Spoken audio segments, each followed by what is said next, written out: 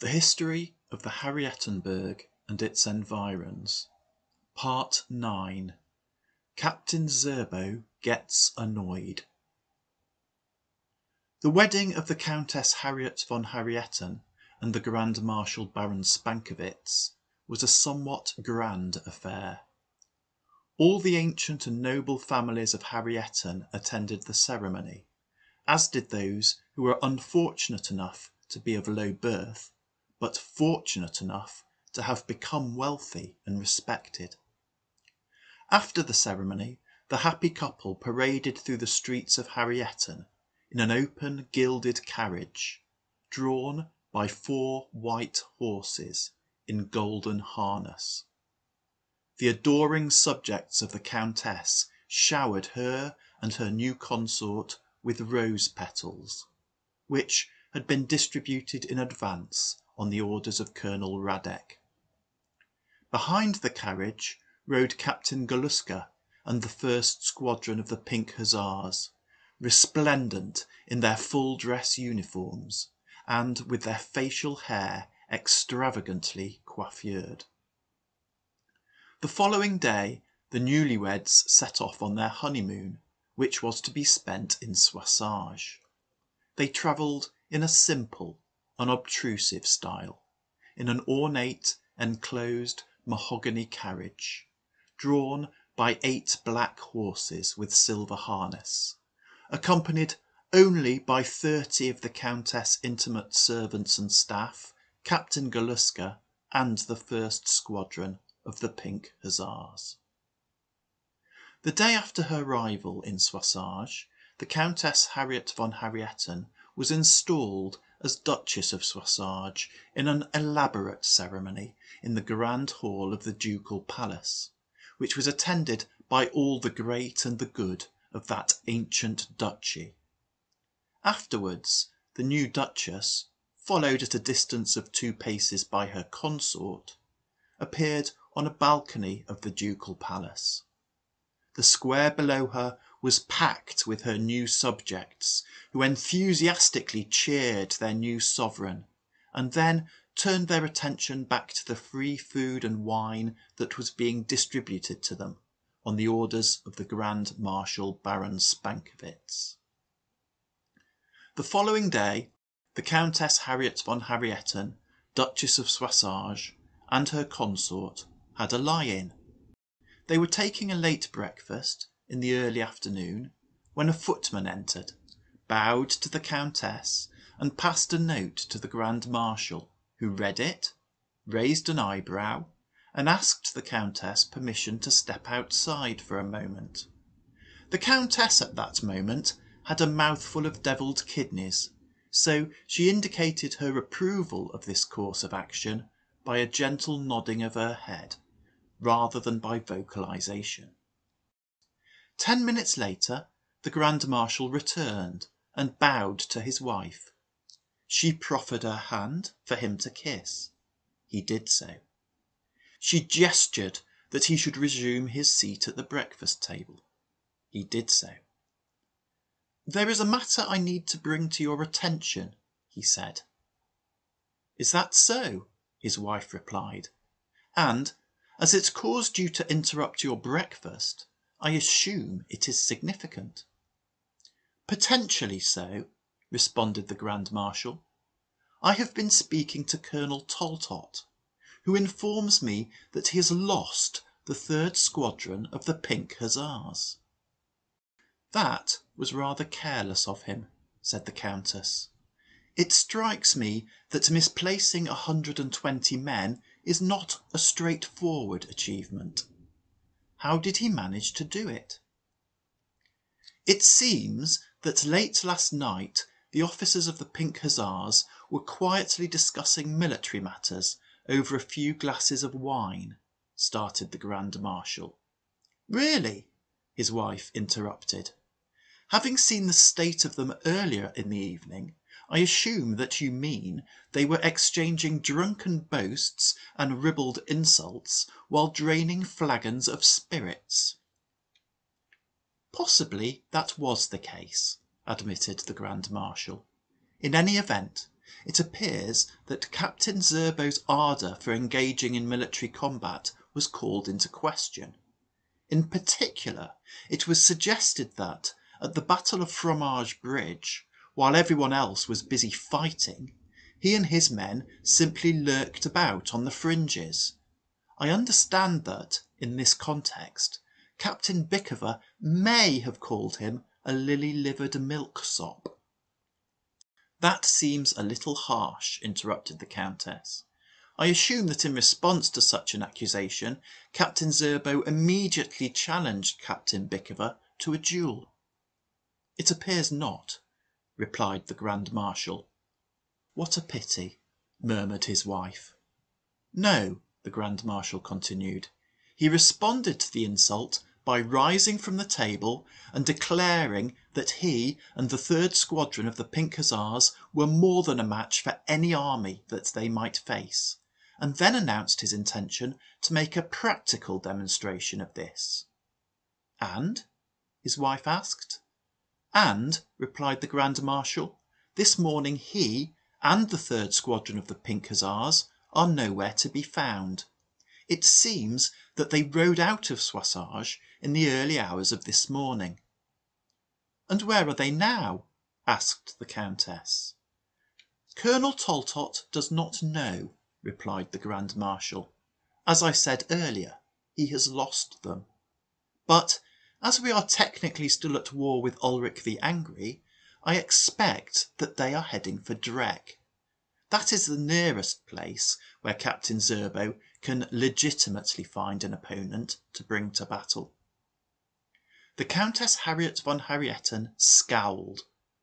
"What is it with my army?" she asked. "Why do my officers keep randomly riding off and invading places without my permission? Your behaviour has set a bad example. Rather than marrying you, I should have had you court-martialled and shot." Her consort was unruffled by this. "You can still do so, should that be your desire," he responded. "But, in the meantime, you need to decide what to do about the current situation." The Countess Harriet von Harrieten snorted. "What is needed is obvious," she said. "You need to send riders after your rogue captain, ordering him immediately to bring his men back here, where he will face a military court." The Grand Marshal Baron Spankowitz looked pensive. "I could do that," he mused.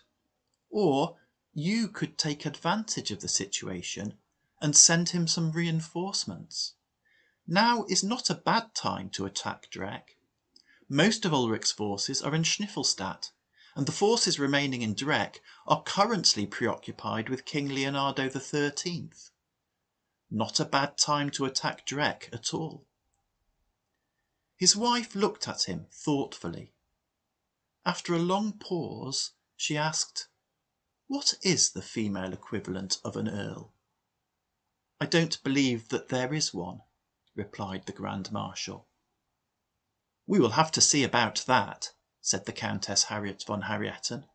"Very well, you have my permission to attack DRECK, but afterwards Captain Zserbo will face a military court. I cannot let his behaviour go unremarked." "As you wish," said the Grand Marshal. "In the absence of General Schreinerfuss, I will have to lead the army in person. I am afraid our honeymoon will have to be curtailed." "Never mind," his wife replied. "I can live with that. You run along and invade DRECK. You are dismissed."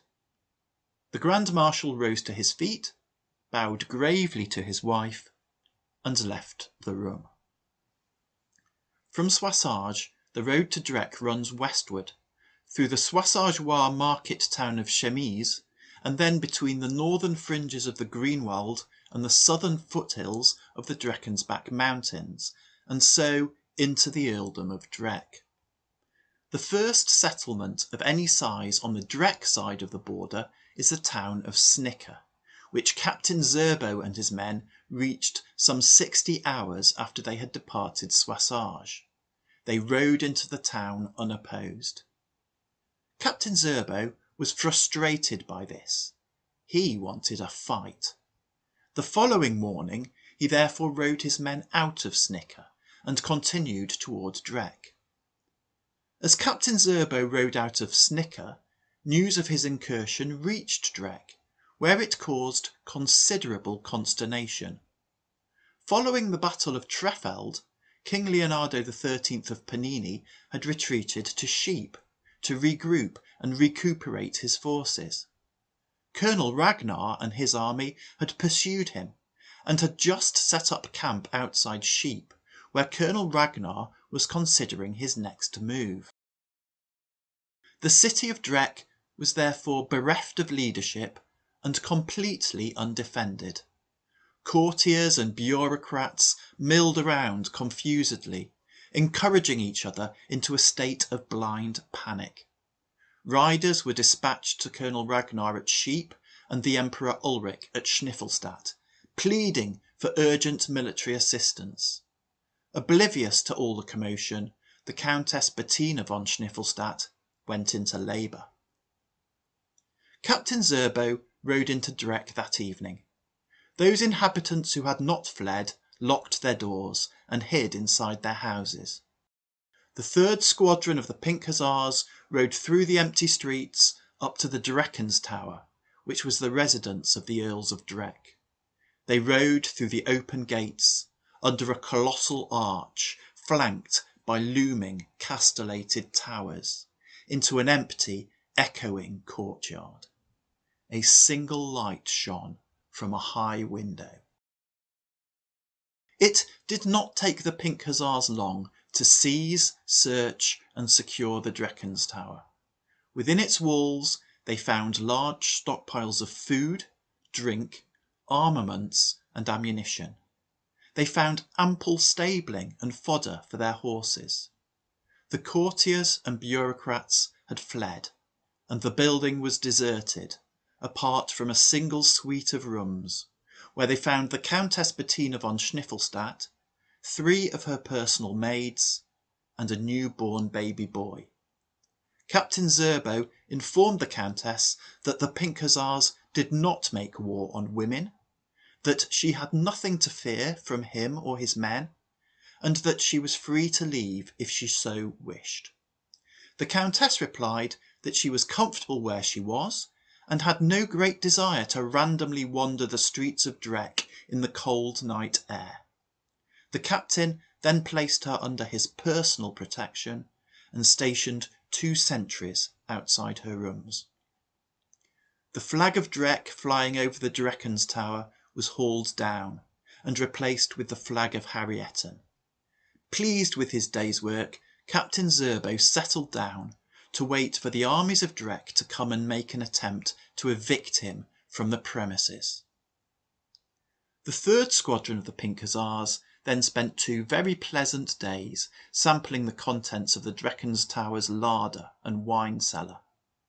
On the morning of the 3rd day, Colonel Ragnar and his army arrived hot foot from Sheep. Having seen nothing of the Pink Hussars for a day or 2, those citizens of DRECK who had not fled from the city had started to emerge from their houses and, noticing the complete absence of any forces of law, had taken the opportunity to loot the dwellings of those of their neighbours who had chosen to flee. Colonel Ragnar ordered Lieutenant Colonel Lapskaus and the Countess' own guard to immediately put a stop to this and restore the rule of law within the city. He ordered Colonel Ritter and his Krassenbackers to reconnoitre the surrounding areas, to establish the whereabouts of any other enemy forces. He then marched his own regiment to the Dreckens Tower, surrounding that building with a ring of musketry. Finally, he rode to a point some 50 yards from the now closed gate, accompanied by a man carrying a white flag and a bugler. The bugler blew his bugle, and Colonel Ragnar shouted at the gatehouse, informing its occupants that he had come under a flag of truce and desired to parley with their commander. 5 minutes later, the battlements were lined with Pink Hussars, bearing muskets that they had appropriated from the armouries of the Drecken's tower. A small door in the main gate opened, and out stepped Captain Zserbo. He walked across half the distance that separated him from Colonel Ragnar, and halted. "If you want to talk," he called to Colonel Ragnar, "then dismount, walk over and join me. Alone." Colonel Ragnar did so.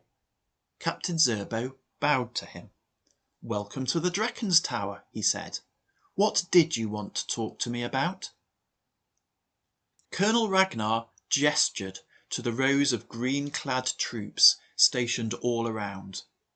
"You are surrounded," he replied. "There is no need for bloodshed.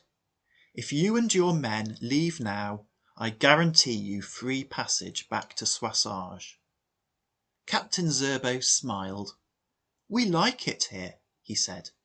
"It is very comfortable. We do not want to leave." He gestured to the pink-clad troops lining the battlements. "If you try to force us out, it is your blood that will be shed." Colonel Ragnar snorted. "What is it that you want?" he asked. Captain Zserbo shrugged. "For you to try and force us out," he said, "or your surrender." Colonel Ragnar shook his head. "You are in no position to demand my surrender," he retorted. "You have 24 hours to accept my offer of free passage. After that, you have only two options. You can unconditionally surrender to me, or you can die. That is all." He turned on his heel and walked away. Lieutenant Colonel Lapskaus and the Countess Own Guard were successful in putting a halt to the looting. This was achieved by shooting one looter, hanging two others, and beating several more. However, the capital and corporal punishment of citizens of DRECK by troops wearing the blue uniforms of SCHNIFFELLSTADT did not go down well with the local populace. As the Countess Own Guard patrolled the streets, they were subject to a certain level of verbal abuse, and many householders chose to empty their chamber pots from a high window at the moment that a squad of blue men was passing beneath. That evening, Colonel Ritter reported back to Colonel Ragnar. The Krassenbackers had swept the area around the city and found no evidence of any enemy forces other than those in the Drecken's tower. However, on his own initiative, Colonel Ritter had also been making investigations as to the whereabouts of the Countess Bettina von Schniffelstadt. It had become apparent to him that, in the general flight, she had been overlooked, and was presumably in the hands of the Pink Hussars. The following morning, Colonel Ragnar again approached the Drecken's tower, and requested a parley, but on this occasion Captain Zserbo did not emerge. Having waited for 10 minutes, Colonel Ragnar ordered that the bugle be sounded again, and shouted a demand that the Countess Bettina von Schniffelstadt be immediately released. There was no immediate response, and after waiting for a further 10 minutes, Colonel Ragnar returned to his headquarters, where 2 messages were waiting for him. The first message was a letter from the Emperor Ulrich. It informed Colonel Ragnar that the Emperor and his army were marching north and would arrive in DRECK tomorrow. The second message was delivered in person by Colonel Ritter.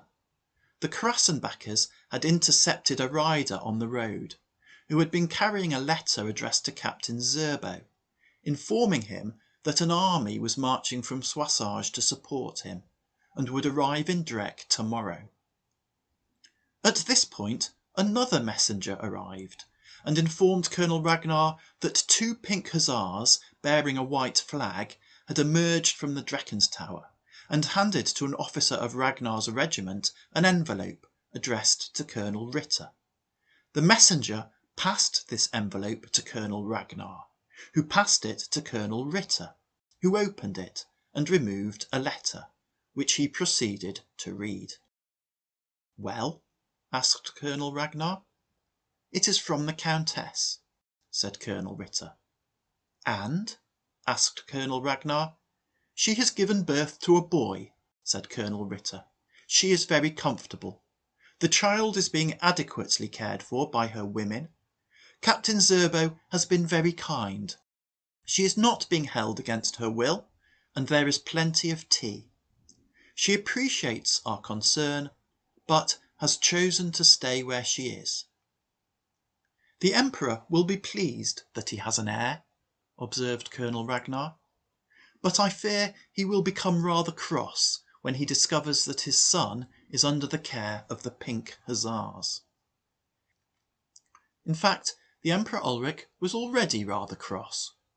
Following the Battle of Rotsrager, he had salvaged the abandoned cannon of the king's artillery from the battlefield, and taken them back with his army to Schniffelstadt. On examination, he discovered that 3 of these cannon could be restored to an operational condition. This work was put in hand, while gun crews were recruited and trained. And then, just as he was ready to march upon Krassenbacher with his army and bombard Eloise von Schniffelstadt into submission, messages had started arriving from DRECK. Ulric did not want to let Eloise von Schniffelstadt off the hook. Still less did he wish to march his army north and leave Schniffelstadt at her mercy. But, ultimately, his power base was in DRECK, and Colonel Ragnar could not be expected to fight both King Leonardo XIII and the armies of Harrieten unaided. Reluctantly, and with very bad grace, the Emperor Ulric decided to march his entire army north and secure DRECK. Eloise von Schniffelstadt would have to wait. Upon his arrival in DRECK, the Emperor Ulric consulted briefly with Colonel Ragnar. He then ordered the 1st Company of the Drecken's-Back Jägerkorps to contain Captain Zserbo and his men within the Drecken's Tower, relieving Ragnar's regiment of that task. All of the other forces available to the Emperor Ulric marched out of DRECK along the road to Snicker. At the head of the army marched the 2nd Company of the Drecken's-Back Jägerkorps, with the 1st Squadron of the DRECK Dragoons to their right, and the 2nd Squadron, still under strength following their cannonading at the Battle of Rotsrager, to their left. Behind the 2nd Company of the Drecken's-Back Jägerkorps followed Colonel Ritter and his Krassenbachers, accompanying the Emperor Ulric's 3 cannon. The Earl's own regiment and the Countess' own guard followed, with Ragnar's regiment bringing up the rear. The army had been marching for less than 1 hour when the Emperor Ulric the Angry was informed that a unit of Pink Hussars had been spotted on the road ahead. Thus it was that contact was made between the army of the Emperor Ulric and that of the Grand Marshal Baron Spankewitz, and thus was the scene set for the Battle of DRECK. The Grand Marshal Baron Spankewitz had reasoned that if he was going to attack DRECK, he needed to attack it as fast and hard as possible. The day after receiving the news of Captain Zserbo's departure, he therefore marched virtually all of the men available to him westward. A single company of the Golden Guard remained in SOISSAGE to maintain law and order, and to protect the person of the Countess Harriet von Harrieten. The troops mobilised by the Grand Marshal included not only the available units from the armies of Harrieten, but also the entirety of the armed forces of SOISSAGE. After all, as the Grand Marshal observed to Colonel Toltot, our Countess may now be the supreme commander of the Grand Army of the Duchy of SOISSAGE, but until the Grand Army becomes accustomed to the new order, it would not be prudent to leave it unsupervised. And, judging by that army's performance at Fromage Bridge, it needs to get some practice in if it is to be of any more than decorative use to her. The forces available to the Grand Marshal marched in the following order. In the van rode a screen of light cavalry. On the left was the 1st Squadron of the Pink Hussars under Captain Galuska. In the centre was the 2nd Squadron of Pink Hussars under Captain Bikova, and on the right was the light squadron of the Chevalier Horse Guard of the Grand Army of the Duchy of SOISSAGE under Captain Curdelis. As with many of the units of the Grand Army, the light squadron was still somewhat under strength as a result of the mauling it had taken at Fromage Bridge. Behind the light cavalry screen came the light infantry. To the right of the road advanced a company of white-clad infantry, an ad hoc formation made up of the remnants of the light infantry companies of the 1st and 2nd Regiments of the Fusiliers of the Grand Army of the Duchy of SOISSAGE. This was commanded by Captain Savant, Captain Baguette having fallen at Fromage Bridge. To the left of the road advanced a company of light infantry clad in slate grey, being the 1st Company of Sharpshooters, under the command of Captain Tottenkopf. Behind the light infantry along the road came the Harrietten artillery, followed by the 1st and 2nd Regiments of the Fusiliers of the Grand Army of the Duchy of SOISSAGE, under the command of Colonel Poulet and Colonel Cedersange, respectively. These in turn were followed by the Golden Guard, under the command of Major Beerslopper, with the heavy squadron of the Chevalier Horse Guard of the Grand Army of the Duchy of SOISSAGE bringing up the rear. As it approached DRECK, the road from Snicker passed through an undulating landscape, scattered with small farms and patches of woodland. One such farm was Jollity Farm, which stood on the right-hand side of the road, at the foot of a hill. Beyond Jollity Farm, a track joined the road from the left. The main road continued toward DRECK, skirting to the right of an area of woodland known as the Haugenwood, behind which rose a hill, known locally as the Mound. Turning left, the track led to the fields of Mound Farm. Mound Farm itself was positioned to the right of the track, at the foot of the mound. The Pink Hussars first observed by the forces of DRECK were the 2nd Squadron, who had just reached the road junction. The Emperor Ulrich immediately ordered his light cavalry forward to scout the ground and locate any other enemy forces in the vicinity. The 2nd Squadron of the DRECK Dragoons pushed down the road, with the Haugenwood on their right, while the 1st Squadron rode toward the mound, with the Haugenwood on their left. Colonel Ritter and his Krassenbackers were ordered to advance directly toward the Haugenwood, to a position where they could provide support to either squadron of light cavalry as required. The Emperor Ulrich then ordered his cannon to head off the road to the right and unlimber, in a position where they could fire both at any troops advancing toward them up the road and at any enemy forces coming over the mound. The mound and the Haugenwood concealed the full extent of these manoeuvres from the gaze of Grand Marshal Baron Spankowitz and his men, but the road was in plain sight, and they could hardly miss the fact that a squadron of the DRECK Dragoons was galloping down it, straight toward them. The one person who did miss it was Captain Curdelis, commander of the light squadron of the Chevalier Horse Guard of the Grand Army of the Duchy of SOISSAGE, which was positioned on the far right of the Harrietten line, with a fine view both of the 2nd Squadron of the DRECK Dragoons and also of the troops marching up the road behind them. But, sitting on his gently ambling horse, the captain's gaze was not directed upon mundane matters, but skyward, watching scraps of ragged cloud scud across the face of the sun, while he pondered on the fickleness of passion and the immutability of true love.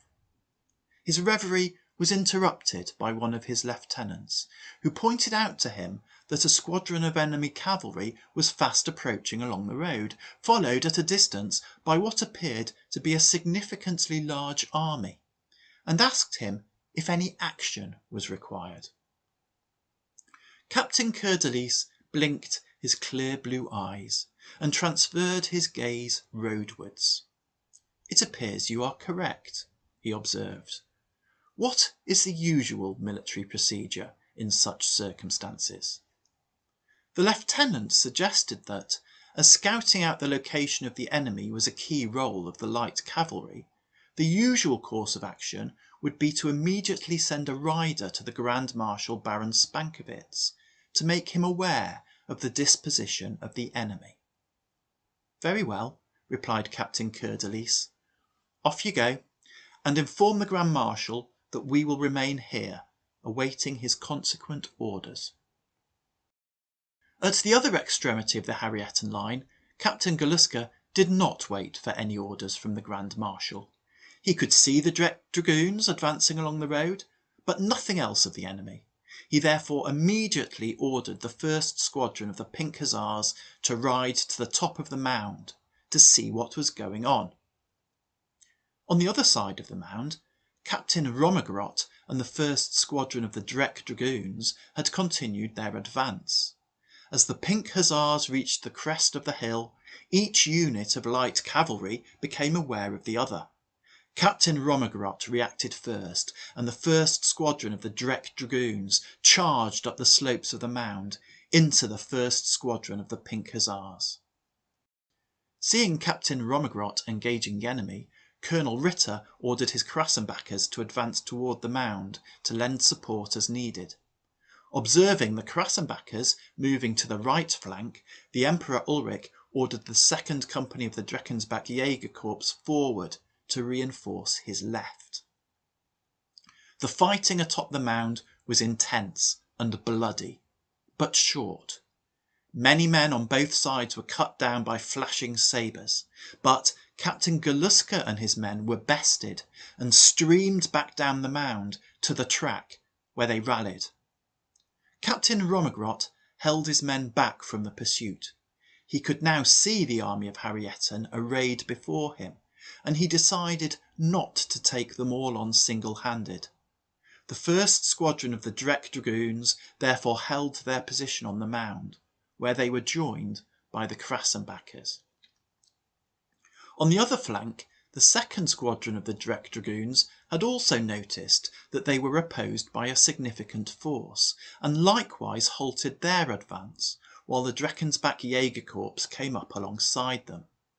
Behind them, the Emperor Ulrich ordered the Earl's Own Regiment to advance up the road. Such discretion was alien to Captain Bickever. From his position at the road junction, he observed the Krassenbackers cresting the mound. In common with many Pink Hussars, Captain Bickever found Krassenbackers particularly distasteful. He drew his sabre, had the bugler sound the charge, and led the 2nd Squadron of the Pink Hussars at the gallop up the hill and into Colonel Ritter's men.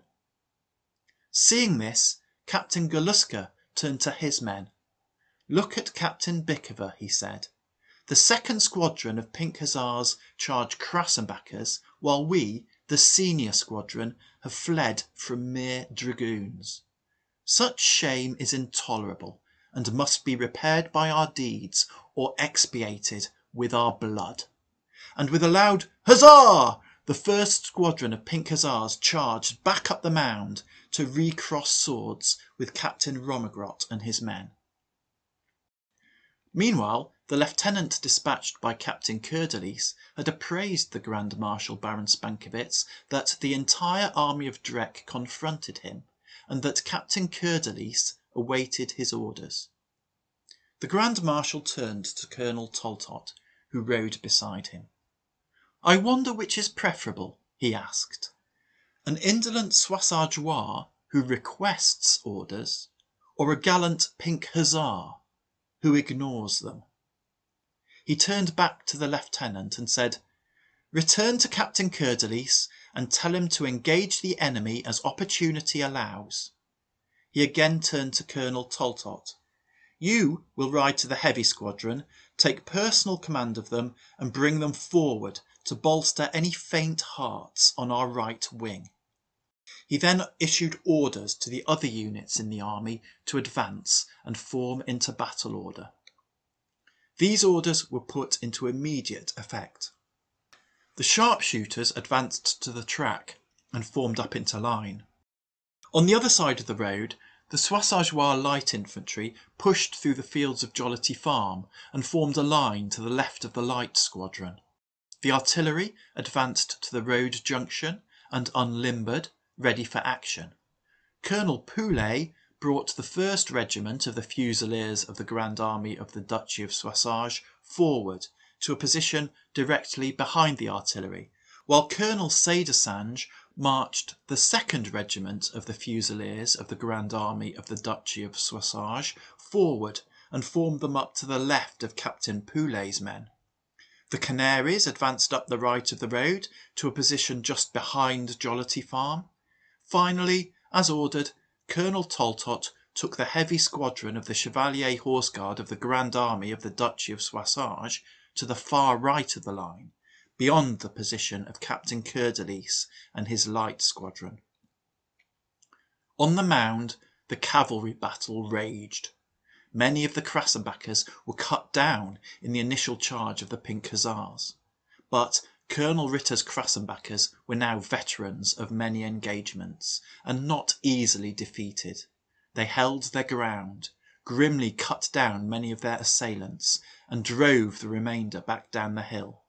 Having thus seen off Captain Bickever, they charged into the flank of Captain Galuska and his men. Captain Galuska could have done without this intervention. The second clash between the 1st Squadron of the Pink Hussars and that of the DRECK Dragoons had been as intense and bloody as the first, but distinctly more prolonged. Military theory states with certainty that the impact of the Krassenbackers on the Pink Hussars' right flank at this juncture should have shattered them, but the 1st Squadron of the Pink Hussars was not shattered. Its men were not going to run again. Their honour demanded that they fought on, and so they fought on. And their fight was not in vain, for at the bottom of the mound Captain Bickever rallied and regrouped the 2nd Squadron of the Pink Hussars and asked them if they were going to stand by and watch their comrades be slaughtered by damned square-headed Krassenbackers. And with one voice the 2nd Squadron of the Pink Hussars shouted that they were not. They charged back up the hill and re-entered the fray. And that, finally, was enough to win victory for the Pink Hussars. Those of the Krassenbackers and DRECK Dragoons who survived were scattered and fled in all directions and took no further part in the Battle of DRECK. As Emperor Ulrich's cavalry was cut down on his right, his left continued to advance. The 2nd Company of the Dreckensbach Jägerkorps marched past the Haugenwood and formed a firing line facing the Soissage light infantry. Behind them the Earl's Own Regiment also moved forward, followed at a distance by the Countess' Own Guard and, at a further distance, by Ragnar's regiment. In response to the threat from the Dreckensbach Jägerkorps, Captain Savant ordered his men forward. The line of white-clad men of the Soissageois Combined Light Infantry Companies advanced and started to fire upon their grey-clad and cedar-squirrel-hatted adversaries. The Grand Marshal Baron Spankowitz had stationed himself by the Harrietten artillery. He now rode back down the road to Colonel Poulet and ordered him to move his men to the right of the cannon and take up position behind the light infantry. The Emperor Ulrich had accompanied the Earl's Own Regiment down the road to a point alongside the 2nd Squadron of the DRECK Dragoons. He now ordered that squadron to attempt a flanking manoeuvre, and so the Dragoons moved further to the left. At the rear of the Emperor Ulrich's army, Colonel Ragnar observed that the DRECK artillery in front of him was entirely unprotected from an attack by the Pink Hussars on the mound. He therefore ordered his regiment forward to protect the guns, and ordered the guns to fire at the Pink Hussars in an attempt to drive them back from that eminence. Colonel Taltot ordered the heavy squadron forward to try and close down the threat posed by the 2nd Squadron of the DRECK Dragoons. Meanwhile, Captain Coeur-de-Lis's lieutenant had returned to the light squadron and relayed the orders of the Grand Marshal Baron Spankovitz. Captain Coeur-de-Lis shrugged. "I suppose we had better find some enemy to engage then," he said. "Do you have any suggestions?" The lieutenant gestured toward the light infantry firefight that was taking place just in front and to the left of them, and suggested that the light squadron might like to intervene. Captain Coeur-de-Lis accepted this proposal and ordered the light squadron to charge into the flank of the 2nd Company of the Dreckensbach Jägerkorps. The resulting melee did not go well for the men of the Dreckensbach Jägerkorps, who were cut to ribbons. Colonel Toltot observed the light squadron's sweeping charge and elegant sabre work. "Well, I never," he said. "It appears that the SOISSAGEois can fight, after all." And, not to be outdone, he ordered the heavy squadron to charge into the 2nd Squadron of the DRECK dragoons. But it transpired that the heavy squadron of the Chevalier Horse Guard of the Grand Army of the Duchy of Soissage was not as accomplished as the light squadron, who had after all had some practice at fighting during the Battle of Fromage Bridge. Despite being outmassed by the heavy squadron, the light cavalry of the DRECK dragoons held their own. But not for long. Enthused with the excitement of battle, Captain Coeur-de-Lis turned his attention from the recoiling Dreckensbach Jägerkorps and galloped the light squadron across the battlefield and into the fight against the DRECK dragoons, who broke and fled. Captain Coeur-de-Lis, eyes a-sparkle, unsheathed sword blade dripping incarnadine, rode up to Colonel Toltot, who thanked him for his timely intervention. "That is quite all right," replied the captain. He looked at the sword in his hand. "My sword runs red with the sunset of many souls," he mused. "I have darkened their life-light at its midday. But, rather than racked regret, I feel joy and exultation. It is all rather peculiar." "Yes," replied Colonel Toltot, "rather peculiar, indeed." Whilst this exchange was taking place, the Emperor Ulrich led the Earl's own regiment further up the road to support the remnants of the 2nd Company of the Dreckensbach Jägerkorps. The Grand Marshal Baron Spankovitz had returned to his position by the Harrieten guns. Seeing the Earl's own regiment advance, he ordered those guns to fire upon it. 6-pound cannonballs bounced through the massed green-clad ranks, striking men down like skittles. The right flank of the Earl's own regiment broke and ran in disarray back down the road, and the Emperor Ulrich rode after them, shouting, ordering them to pull themselves together and continue the fight. Colonel Toltot observed this, and turning to Captain Coeur-de-Lis, who was deep in reverie at his side, barked, "Sound the charge and follow me." Captain Coeur-de-Lis blinked his clear blue eyes and gave the required order to his bugler, and the light squadron galloped after Colonel Toltot toward the fleeing enemy. The light squadron crashed into and rode mercilessly over the disarrayed infantry, but Colonel Toltot had grander ambitions. In pursuit of his men, the Emperor Ulrich had outstripped his staff, and so it was that Colonel Toltot and the Emperor Ulrich, both unaccompanied, collided on the battlefield. And collide they did, as the colonel's rearing horse careered into that of the Emperor Ulrich, throwing both men from the saddle. Now, many people might find crashing to earth in a mass of tangled horseflesh somewhat disconcerting, but to warriors of the calibre of the Emperor Ulrich and Colonel Toltot, this was nothing but a minor inconvenience. Rising to their feet, they dusted themselves down, drew their swords, and faced off against each other. The Emperor Ulrich was no mean swordsman. He had practised fencing from an early age, and could certainly look after himself. However, as Colonel Toltot later observed, he was no pink hussar. Ulrich unleashed a series of savage cuts at Colonel Toltot, who stood his ground and deftly parried them. Infuriated by this, Ulrich threw himself forward again, swinging at Colonel Toltot's head. The colonel swayed out of the path of the stroke and then lunged, driving his sword into Ulrich's right shoulder. Ulrich's sword fell from his hand, and he stood there, defenceless, with the tip of the colonel's blade touching his throat. "Will you yield?" enquired the colonel. Now, viewed calmly, yielding at that point would have been well advised. But Ulrich was not calm at the best of times, and at that particular moment in time he was furious. He responded to the colonel's polite enquiry by hurling himself at his antagonist in an attempt to left-handedly tear the colonel's head from his shoulders. He only succeeded in impaling himself on the colonel's blade. Thus was the end of the Emperor Ulrich the Angry.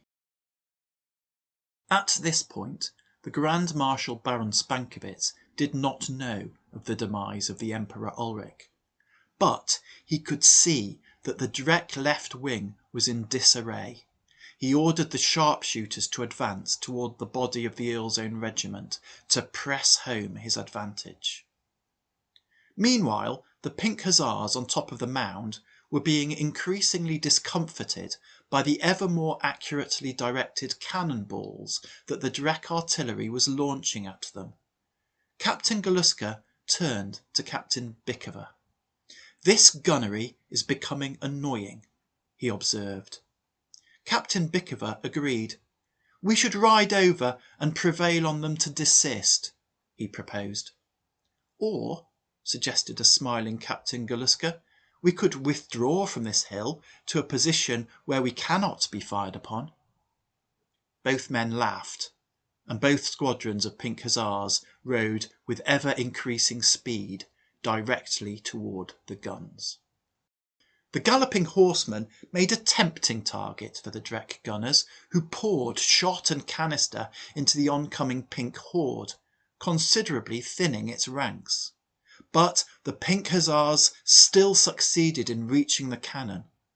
Things would have gone badly for the gun crews, but Colonel Ragnar ordered his regiment forward to provide much-needed assistance.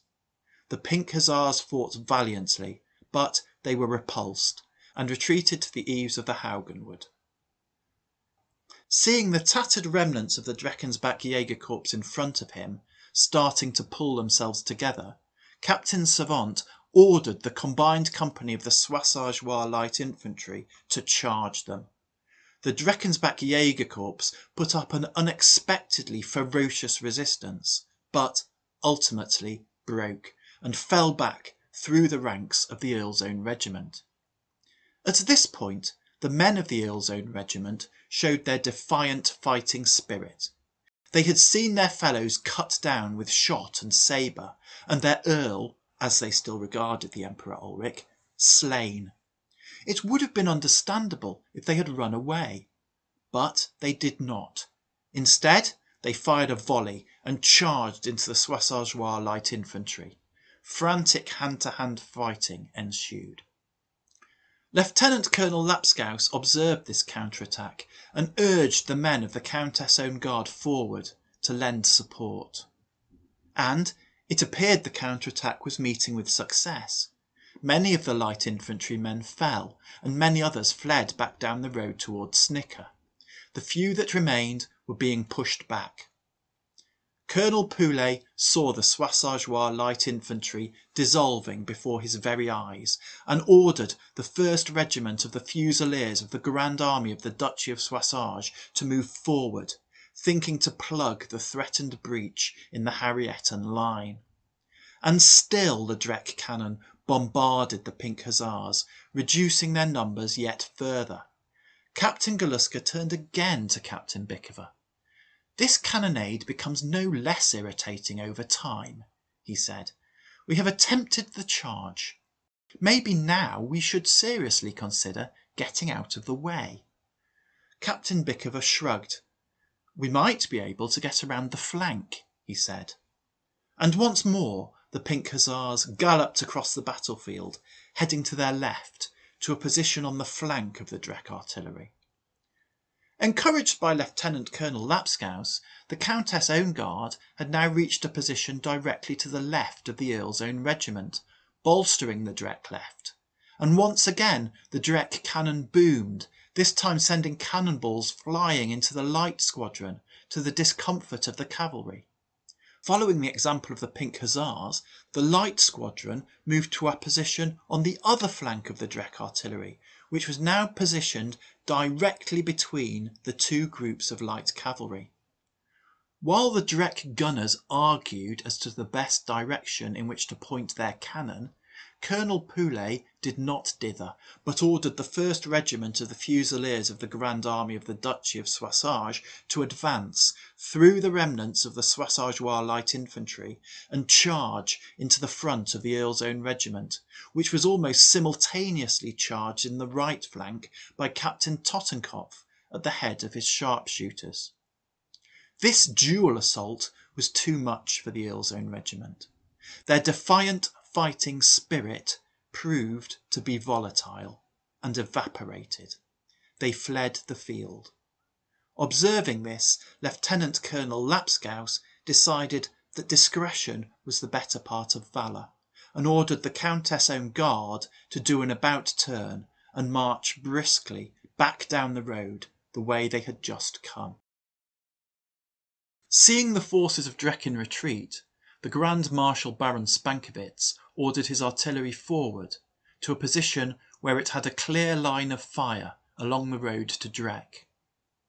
Faced with the remnants of the Drek army coming in full flight toward him, Colonel Ragnar decided to follow suit.